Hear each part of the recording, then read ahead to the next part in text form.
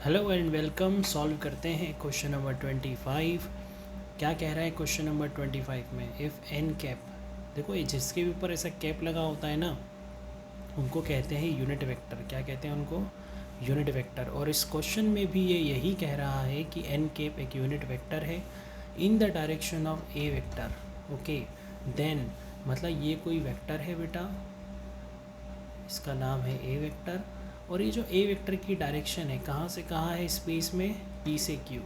अब ये बोलने में अच्छा लगता है फिज़िक्स में कि पी से क्यू डायरेक्शन है इस ए वेक्टर की, और लेकिन अगर हमें लिख के बताना होता है तो हमें ए वेक्टर, ये जो ए वेक्टर है इसकी ये जो डायरेक्शन है, इसकी ये जो डायरेक्शन है स्पेस में, इसको हमें दिखाना होता है यूनिट वेक्टर से।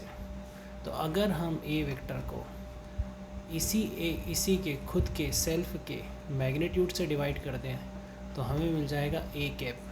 ए कैप वो यूनिट वेक्टर मिल जाएगा जो इस ए वेक्टर की डायरेक्शन को शो करेगा। तो उसने कहा था कि ये जो एन कैप है, अच्छा उसने एन कैप नाम दिया है, तो एन कैप नाम दिया है, एन कैप है, ये किसकी डायरेक्शन कर बता रहा है? It is showing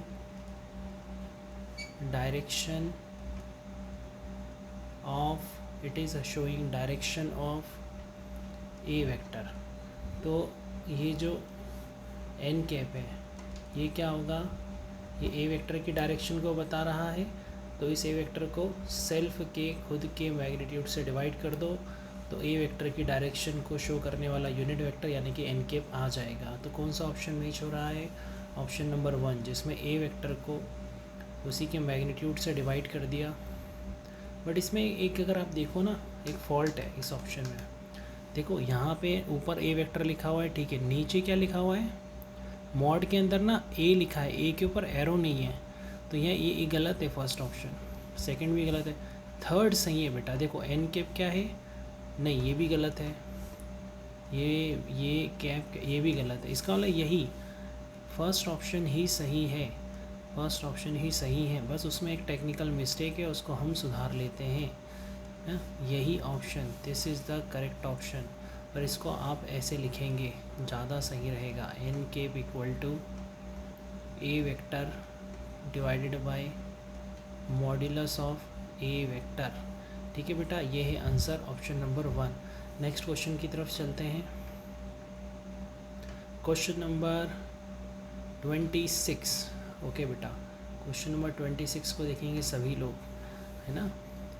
question number 26,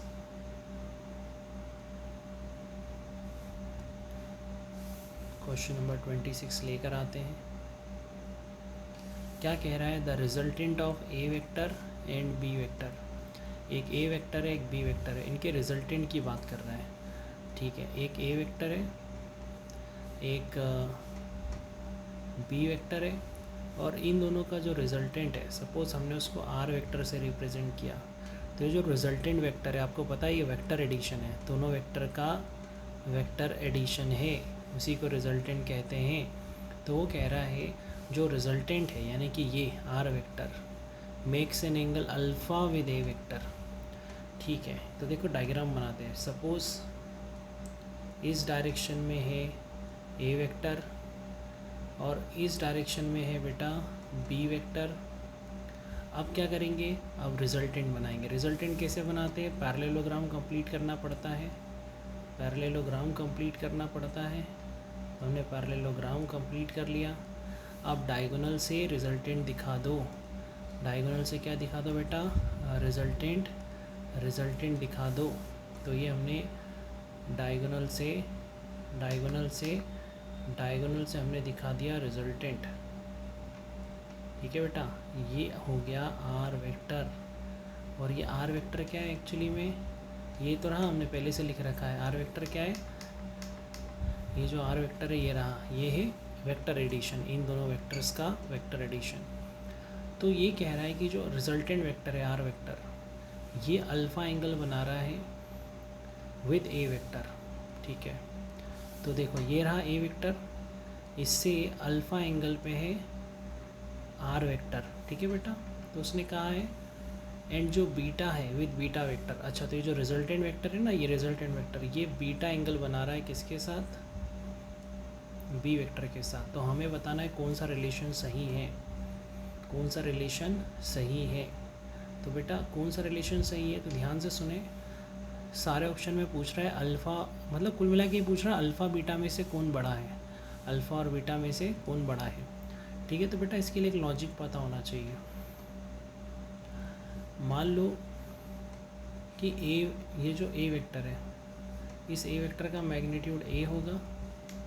ठीक है, ध्यान से देखो, फिर से बताता हूँ, ये जो ए वेक्टर है, इस ए वेक्टर का मैग्नीट्यूड ए है, इस बी वेक्टर का मैग्नीट्यूड क्या है बेटा, बी।